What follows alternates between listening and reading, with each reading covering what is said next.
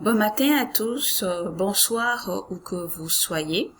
Aujourd'hui, je vais vous partager le guide des procédures d'immigration de la province du Québec, donc qui est un outil qui a été élaboré par le ministère de l'Immigration, de la Francisation et de l'Intégration. Donc, cet outil-là vous permet en fait de décrire vraiment toutes les procédures relatives à chaque programme d'immigration, que ce soit temporaire et permanent. Vous pourrez avoir toutes les réponses à vos questions concernant certains volets ou certains programmes d'immigration. Alors, qu'est-ce que nous retrouvons dans cet outil? Nous avons la gestion de la demande. En cliquant sur ce lien, vous avez le détail concernant le système de gestion des demandes d'immigration basé sur la déclaration d'intérêt. Vous avez également différents documents concernant l'immigration temporaire et celui de l'immigration permanente avec les différents programmes. Puis pour terminer, vous avez les différentes procédures d'immigration avec les différents points dont le réexamen d'une décision, le tribunal administratif, les consultants en immigration. Je ne vais pas parcourir tout le guide, ce serait bien trop long, donc je vais y aller étape par étape pour vous donner juste une petite idée. Exemple, si nous prenons le volet de l'immigration temporaire et nous voulons savoir qu'est-ce que le programme des travailleurs étrangers temporaires, donc vous n'aurez qu'à cliquer sur ce lien pour avoir le contenu. Alors, dans ce volet, nous avons la table des matières dans lesquelles nous avons la présentation du programme, les étapes du programme des travailleurs étrangers temporaires, les volets des programmes des travailleurs étrangers temporaires, le cadre légal, les exemptions, les définitions, qu'est-ce que c'est un travailleur étranger temporaire, les emplois non admissibles, un employeur, les employeurs non admissibles, la classification nationale des professions, les professionnels en immigration, la présentation de la demande d'évaluation des effets de l'offre d'emploi, etc., etc., etc., etc. Donc, si vous voulez, par exemple, savoir quelles sont les étapes du programme des travailleurs étrangers temporaires, vous cliquez donc sur la page et vous avez accès au contenu concernant les étapes du programme des travailleurs étrangers temporaires. Donc un peu de lecture pour avoir plus de détails encore une fois de plus.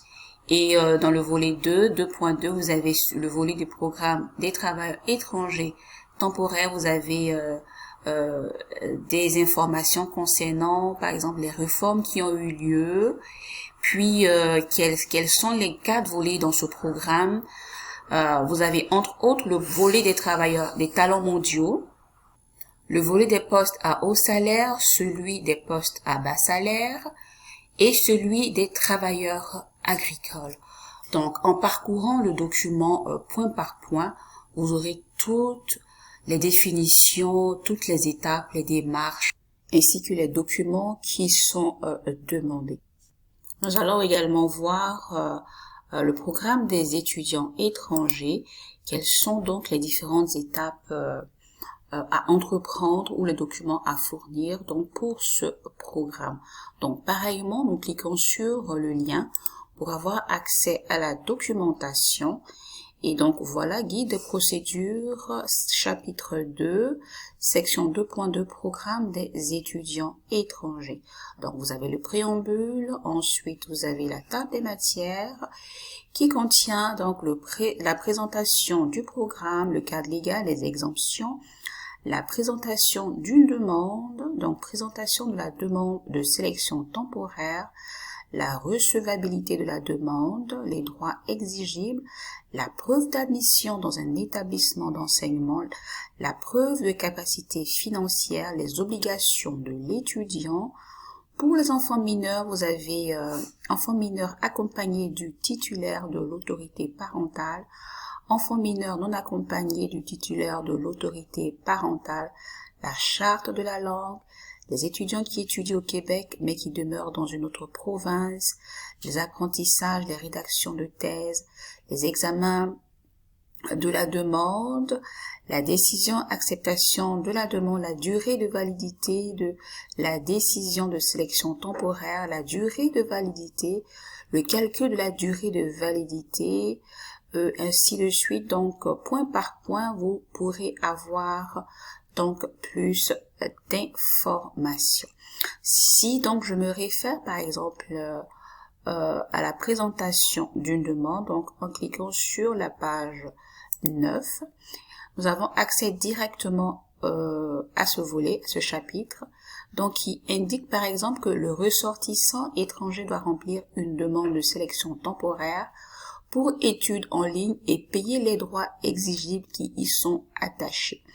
Donc concernant la demande en ligne, vous avez les différents points dont le paiement en ligne par carte de crédit, une liste personnalisée des documents à fournir, les dépôts électroniques des documents de preuve sur la plateforme Arima, au suivi du dossier en ligne, à la réception en ligne de la correspondance en provenance du ministère. Donc pour toute information relative, donc vous cliquez sur ce lien et il nous réfère directement à la page. Donc séjour d'études au Québec, vous avez le dossier en ligne, comment accéder à votre dossier, les avantages d'étudier au Québec, le système d'éducation au Québec, les aides financières pour les étudiants étrangers, comment faire une demande d'admission. Donc vraiment tout est détaillé. Il vous suffit de cliquer sur donc le chapitre ou le volet qui vous intéresse, et encore plus intéressant lorsque vous allez sur la documentation et que vous cliquez sur un point en particulier, voilà, il vous indexe directement sur la page du gouvernement du Québec sans avoir vraiment à le parcourir comme un labyrinthe. Donc si je prends un autre exemple, enfant mineur non accompagné du titulaire, en cliquant sur le point 13, nous avons accès directement à ce point.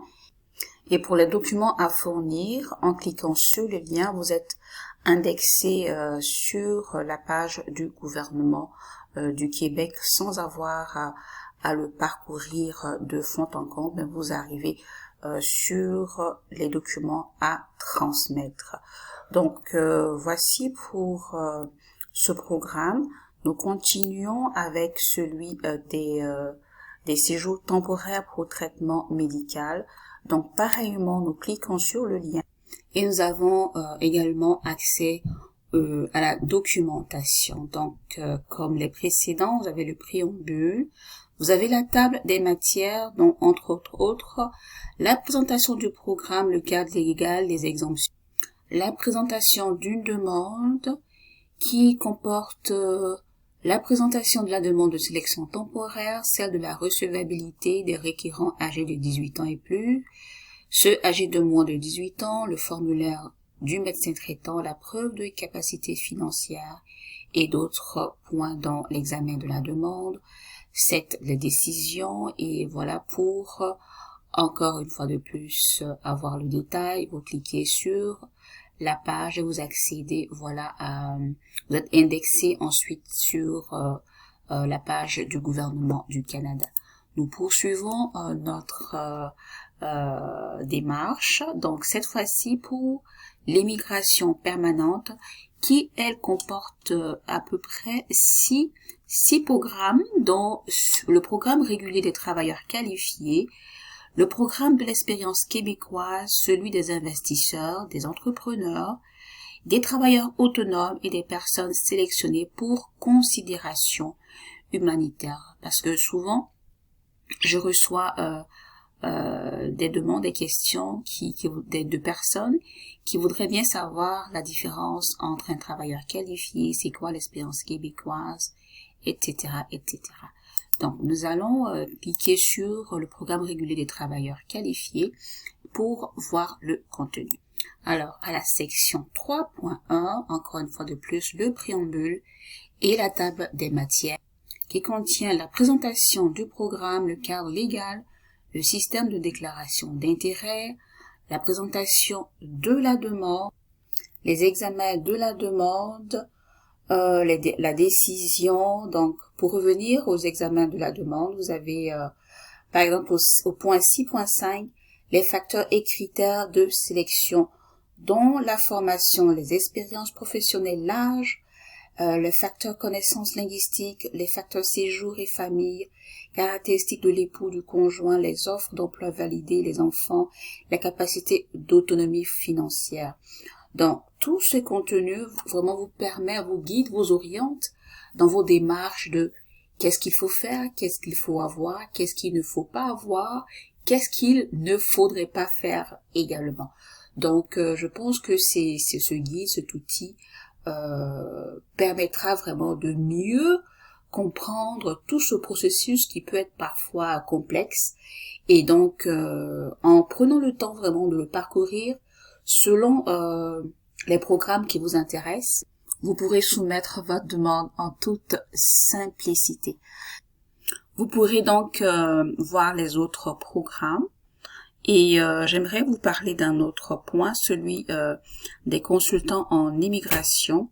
Si vous voulez vérifier si votre consultant, celui dont vous avez eu recours, il figure au barreau du Québec, vous pourrez inscrire son nom ici, vérifier si sa reconnaissance est valide ou pas. Je précise, c'est seulement pour le barreau du Québec. Si vous avez eu recours à un consultant qui est hors de la province de Québec, c'est sur une autre plateforme que je vous montrerai plus tard. Donc ainsi, vous pourrez également vérifier si ce consultant qui est hors Québec est donc valide, sa reconnaissance est valide. Sur ce, voilà, je termine par ce petit mot qui dit « Par la lenteur à la colère, on fléchit un prince, et une langue douce peut briser les os. » Allez, portez-vous bien. Bye bye.